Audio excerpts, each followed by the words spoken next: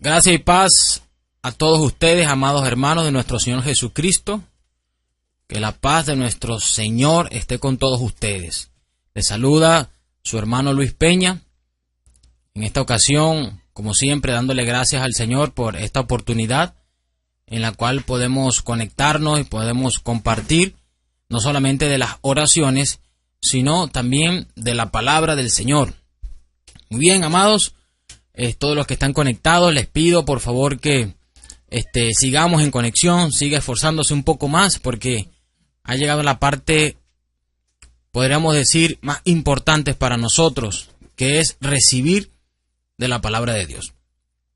En esta ocasión, amados, quiero hablar de una enseñanza que no se aplica en muchas iglesias. Esta enseñanza, o por decirlo así, es un conjunto de enseñanzas lo que voy a hablar hoy. Son las doctrinas de la gracia.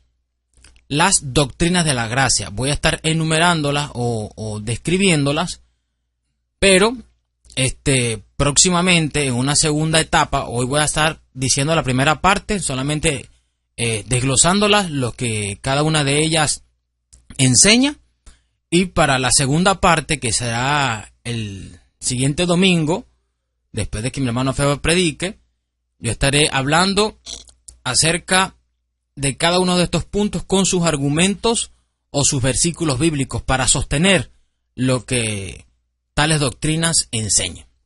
Muy bien, si tiene papel y lápiz, por favor se lo agradezco. La verdad central de la gracia salvadora de Dios se establece de forma resumida en la afirmación siguiente: la salvación es del Señor. Eso lo creemos nosotros. La salvación es del Señor.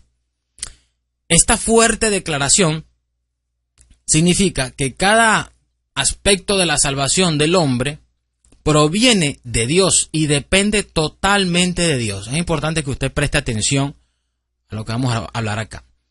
La única contribución que nosotros hacemos es el pecado que fue puesto sobre Jesucristo en la cruz.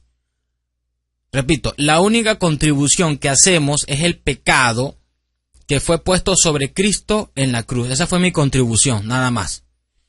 El apóstol Pablo afirmó esto cuando escribió: porque de Él, por Él y para Él son todas las cosas. A Él sea la gloria para siempre. Romanos 11:36. Esto quiere decir que la salvación es determinada por Dios, comprada por Dios, aplicada por Dios y asegurada en Dios. De principio a fin, la salvación es solo del Señor. Eso es importante saberlo, ¿ok? Entonces, usted entienda que aquí vamos a hablar de las doctrinas de la gracia, ¿ok? Entonces, la única contribución que hacemos es el pecado que fue puesto sobre Jesucristo en la cruz. Esa es mi única contribución. Esta verdad se resume mejor en las doctrinas de la gracia, que son la depravación total, la elección incondicional, la expiación definida o expiación limitada, el llamado eficaz y la gracia que preserva. Estas verdades presentan al Dios Trino como el autor de nuestra salvación de principio a fin. Cada miembro de la divinidad, Padre, Hijo y Espíritu Santo, juega un papel en la redención y trabajan juntos como un solo Dios para rescatar a aquellos que perecen bajo la ira divina. En perfecta unidad, las tres personas divinas hacen el trabajo que los pecadores destinados al infierno, quienes son completamente incapaces de salvarse a sí mismos, no pueden hacer. ¿Ok? Entonces, enumeremos de nuevo cuáles son las doctrinas de la gracia. ¿Ok? Estas doctrinas, luego estaré hablando un poquito de su historia, pero básicamente fueron propuestas por la Iglesia Reformada. También las llaman los 5 puntos calvinistas. ¿Ok? Los 5 puntos de Calvino, simplemente porque no es porque Calvino las haya creado, siempre han estado en la palabra de Dios. ¿Ok? Siempre han estado allí, sino que como Calvino se identificaba y estaba con esta posición, y era un hombre resaltante de la época, un predicador de sana doctrina. Entonces, esta doctrina muchos se la atribuyen, por decirlo así, el siguiente nombre: doctrinas, los 5 puntos calvinistas. Pero no es más que la doctrina de la gracia. Son doctrinas de la gracia. En primer lugar, cabe destacar que también se le conoce la doctrina de la gracia con el acróstico TULIP, T-U-L-I-P, T-U-L-I-P, TULIP, que es una palabra en inglés que significa tulipán, como la flor tulipán. Entonces, simplemente son iniciales. Cada una de esas letras representa el nombre de una doctrina. Simplemente fue resumido a eso para grabárselas mejor, por decirlo así, ¿verdad? En primer lugar, lo que pasa es que TULIP, como les dije, está en inglés. Es la primera doctrina que se llama Total Depravity, o sea, depravación total. Eso es lo que significa la T, la primera letra. Total Depravity. La segunda es la U, que significa Unconditional Election, elección incondicional. Eso es lo que enseña, ¿ok?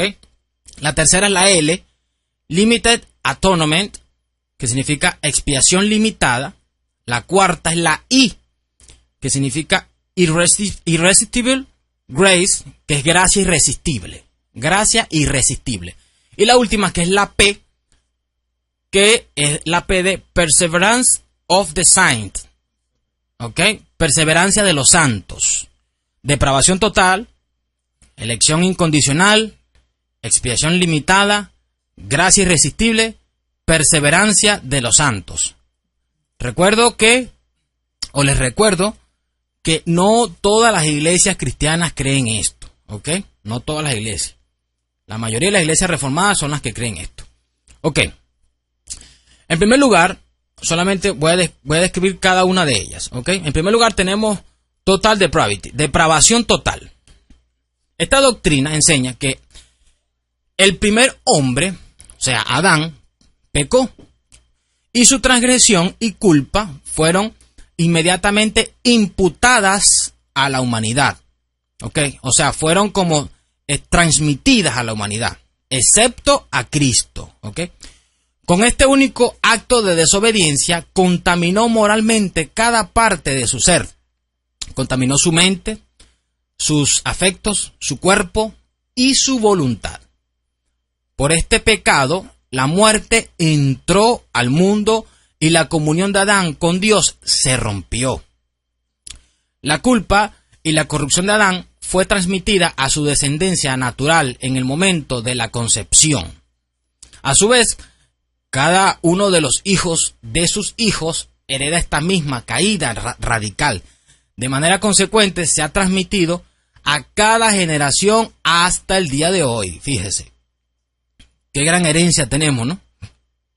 La naturaleza perversa de Adán se ha extendido a la totalidad de cada persona.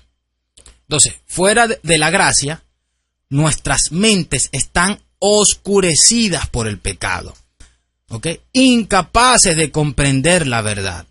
Nuestros corazones están contaminados, incapaces de amar la verdad. Nuestros cuerpos están muriendo, progresando hacia la muerte física. Nuestras voluntades están muertas, incapaces de elegir lo bueno. La incapacidad moral para agradar a Dios contamina a todas las personas desde su entrada en el mundo. En su estado no regenerado, nadie busca a Dios. Recuerde eso. En un estado no regenerado, o sea, una persona inconversa, una persona que no cree en Cristo, no puede buscar a Dios. Esto es lo que enseña esta doctrina. Nadie es capaz de hacer el bien. Todos están bajo la maldición de la ley, que es la muerte eterna. Eso es lo que enseña el primer punto o la primera doctrina de la depravación total, que el hombre está totalmente contaminado. El hombre no puede venir ni buscar a Dios. Es imposible. En segundo lugar, tenemos la U, Unconditional Election, o sea, elección incondicional. Esto enseña que mucho antes de que Adán pecara, Dios ya había decretado y determinado la salvación para los pecadores. En la eternidad pasada, el Padre eligió a un pueblo que sería salvo en Cristo. Antes de que el tiempo comenzara, Dios eligió a muchos entre la humanidad a quienes se proponía salvar de su ira. Esta selección no se basó en ninguna fe prevista en aquellos a quienes eligió. Déjame repetir. Esta selección que Dios hizo no se basó en ninguna fe prevista en aquellos a quienes eligió. O sea, no es que Dios, por conocer el futuro, primero vio, no, fulanito de tal, ese va a creer en el año tal, ese yo lo predestino, porque es absurdo. Simplemente que él creyó porque ya Dios lo anotó, Dios ya lo predestinó. Cuando Dios lo predestina, ya esa persona va a creer automáticamente. Tampoco fue motivado por su bondad inherente, ¿ok? La persona. En su lugar, de acuerdo con su amor infinito y su sabiduría inescrutable, Dios puso su afecto en sus elegidos. El Padre dio a los elegidos a su Hijo para ser su novia, ¿ok? La iglesia. Cada uno de los elegidos fue predestinado por el Padre para ser hecho a la imagen de su Hijo y cantar sus alabanzas para siempre. El Padre comisionó a su Hijo para venir a este mundo y entregar su vida para salvar a estos mismos elegidos. Fíjese, de mismo modo, el Padre comisionó al Espíritu para traer a estos mismos elegidos a la fe en Cristo. El Hijo y el Espíritu concurrieron libremente en todas estas decisiones, haciendo de la salvación la obra indivisible del Dios Trino. La elección incondicional no fue una condición, no es que Dios vio que si yo soy bueno o no soy bueno, porque según la palabra todos somos malos. Entonces, a pesar de eso, Dios nos eligió, incluso no solamente antes de nosotros nacer, sino antes de la creación del mundo. ¿Ok? Entonces, cada uno de los elegidos fue predestinado por el Padre para ser hecho a la imagen de su Hijo y cantar sus alabanzas para siempre. Ya hay una predestinación. Dios es el que determina quién será salvo. Tercera doctrina. Limited Atonement. Expiación limitada. Expiación limitada. Ok. En la plenitud de los tiempos, Dios el Padre envió a su Hijo a entrar en este mundo caído con la misión de redimir a su pueblo. Nació de una virgen sin naturaleza pecaminosa para vivir una vida sin pecado. Jesús nació bajo la ley divina para obedecerla por completo en nombre de los pecadores desobedientes que la habían roto repetidamente. Esta obediencia activa de Cristo cumplió todas las justas exigencias de la ley. Al guardar la ley, el Hijo de Dios, o sea, Jesús, logró una justicia perfecta, la cual es contada a los pecadores creyentes para que sean declarados justos o justificados ante Dios. Esta vida sin pecado de Jesús lo calificó para ir a la cruz y morir en lugar de los pecadores culpables y destinados al infierno. Entonces, en la cruz, Jesús soportó la completa ira del Padre por los pecados de su pueblo. En esta muerte vicaria, el Padre transfirió a su Hijo todos los pecados de todos aquellos que creerían en Él. Escuche, todos los pecados de aquellos que creerían en Él. Cristo no murió ni siquiera por los que estaban presentes allí. Cristo muere por todas las personas que habían muerto, los que estaban vivos y los que aún no habían nacido todavía. Lógicamente, los que habrían de ser salvos. Siendo un sacrificio y cargando el pecado, Jesús murió como sustituto en lugar de los elegidos de Dios. En la cruz, Él propició la justa ira de Dios hacia los elegidos. Por la sangre de Cristo derramada en la cruz, Jesús reconcilió al Dios Santo con el hombre pecador, estableciendo la paz entre ambos. En su muerte redentora, Él compró a su novia, a su iglesia, su pueblo elegido, de la esclavitud del pecado y la liberó. La muerte de Jesús no solo hizo a toda la humanidad potentemente salvable, tampoco su muerte simplemente logró un beneficio hipotético que puede o no ser aceptado. Su muerte tampoco simplemente hizo a toda la humanidad redimible. En su lugar, Jesús en realidad redimió a un pueblo específico a través de su muerte, asegurando y garantizando su salvación. Ni una gota de sangre de Jesús se derramó en vano. Aleluya. Ni una gota de Jesús se derramó en vano. Él verdaderamente salvó a todos por quienes murió. Esta doctrina de la expiación, hermanos, definida, se conoce en ocasiones como expiación limitada. O sea, Cristo muere por un pueblo específico. Cristo no muere al azar. Cristo no muere a ver si creen en Él. Porque imagínense que nadie creería, o nadie hubiese creído en Él, entonces su muerte hubiese sido en vano. Cristo murió por un pueblo específico, un pueblo ya elegido por el Padre, previamente. Ok. La cuarta doctrina, que es la I, ¿verdad? Irresistible Grace, gracia irresistible, también conocida como llamado eficaz o llamamiento eficaz. ¿Ok? Gracia irresistible. Esta doctrina enseña que con unidad de propósito el Padre y el Hijo enviaron al Espíritu Santo al mundo para aplicar esta salvación a los elegidos y redimidos. El Espíritu vino a convencer a los elegidos de pecado, de justicia y juicio, y a volverse al Hijo de Dios. A todos aquellos que el Padre le dio. En el tiempo divinamente señalado, el Espíritu quita de cada elegido su incrédulo corazón de piedra, endurecido y muerto en pecado, y lo reemplaza con un corazón creyente de carne, receptivo y vivo para Dios. El Espíritu implanta vida eterna dentro del alma espiritualmente muerta.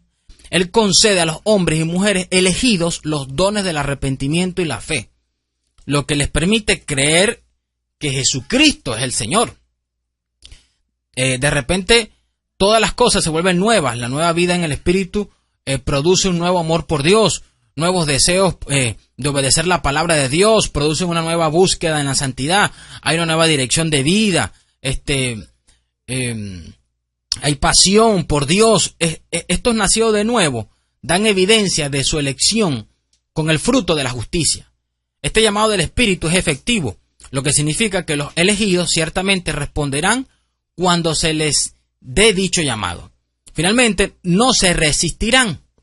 Por este motivo, la doctrina del llamado eficaz en ocasiones se le llama la doctrina de la gracia irresistible. ¿Okay? Cualquiera de los dos nombres se refiere a la misma, gracia irresistible o llamado eficaz. Gracia irresistible, yo no me puedo resistir. A quien Dios llama, ese se convierte automático. No hay nadie que le pueda decir a Dios mismo, no te quiero. No se puede. Si Dios llama a alguien, ese será salvo. Ok. Y en quinto lugar, P, Perseverance of the Saints. Perseverancia de los santos. ¿Los santos quiénes son? Los creyentes. ¿Ok? También conocida como gracia que preserva. ¿Ok? También la conocen también como la preservación de los santos. Una vez convertido, cada creyente se mantiene eternamente seguro por las tres personas de la Trinidad. Escuche, seguro por Dios. A todos los que Dios conoció de antemano y predestinó en la eternidad pasada, glorificará en la eternidad futura. Ningún creyente abandonará a Dios o se apartará. Escuche bien. Escuche lo que enseña esta doctrina. Cada creyente está firmemente retenido por las manos soberanas del Padre, el Hijo y el Espíritu Santo y nunca se perderá. Ninguna de las ovejas por las cuales Jesús dio su vida perecerá, ninguna. El Espíritu Santo sella de manera permanente en Cristo a todos los que atrae a la fe. Una vez nacido de nuevo, no podría no haber nacido. Una vez creyente, ninguno puede convertirse en incrédulo. Una vez salvo, ninguno puede dejar de serlo. Dios lo preservará en la fe para siempre y perseverarán hasta el fin. Es por esto que la doctrina de la gracia que preserva, a menudo se llama la doctrina de la preservación de los santos, o también, como acabamos de hablar, la perseverancia de los santos. Claro, los santos perseveran, o sea, continúan trabajando en su santidad hasta ser salvos, o bueno, hasta ser salvos, ya son salvos, sino que hasta ser glorificados, no por su propia voluntad, sino porque Dios lo preserva. No sé si se entiende. Nosotros perseveramos, no es por nuestra fuerza, sino porque Dios nos preserva. Ok. Entonces, una vez salvo, ninguno puede dejar de serlo. De principio a fin, la salvación es del Señor. En realidad, estas 5 doctrinas de la gracia forman un cuerpo completo de verdad con respecto a la salvación. Están inseparablemente conectadas y por lo tanto se mantienen o caen todas juntas. Abrazar cualquiera de las 5 requiere abrazar las 5. Negar una es negar las otras y fracturar la Trinidad, poniendo a las 3 personas en desacuerdo entre sí. Estas doctrinas hablan juntas a una sola voz para dar la mayor gloria a Dios. Esta alta teología produce alta doxología. Cuando se comprende correctamente que solo Dios, Padre, Hijo y Espíritu Santo salva a los pecadores, entonces toda la gloria es para Él. Yo no tengo nada que ver, como dije al principio, lo único que yo tuve que ver, lo único que yo pude contribuir en este trabajo fue mi pecado. Solamente. Entonces, hasta aquí los dejo. Para la próxima parte estaré desglosando nuevamente las doctrinas con sus versículos bíblicos, ¿ok? Respaldando cada una de estas doctrinas que creemos y que muchos niegan, restándole gloria al Señor y dándole gloria al hombre, atribuyéndole características y cosas que el hombre no tiene. Que Dios les bendiga y que Dios les guarde. Se despide su hermano Luis Peña.